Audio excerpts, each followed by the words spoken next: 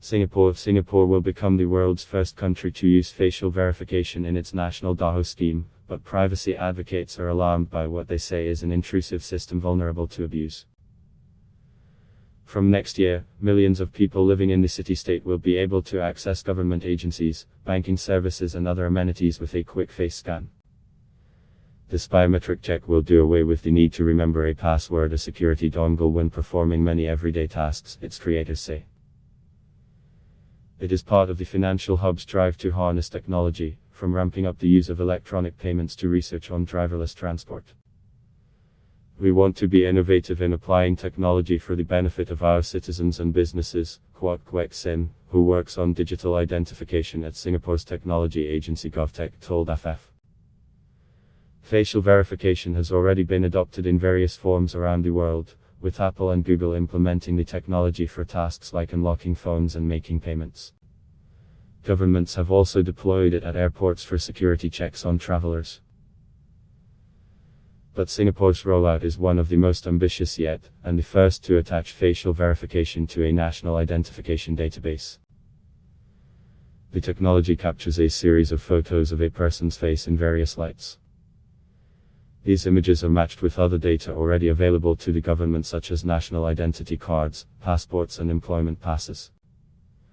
Safeguards ensure the process is secure, said Lee C. Lin of digital consultancy Topan Aquaria, which is working with GovTech to implement the technology. We want to have assurance that the person behind the device is a real person, and that it is not an image or a video, Lee said. The technology is being integrated into the country's digital identity scheme and is being trialed now at some government offices, including the tax authority and the city's pension fund. Private firms can sign up to the initiative, and Singapore's biggest bank DDs is part of the trial. Face scanning technology remains controversial despite its growing use, and critics have raised ethical concerns about it in some countries. For instance, law enforcement agencies scanning crowds at large events to look for troublemakers.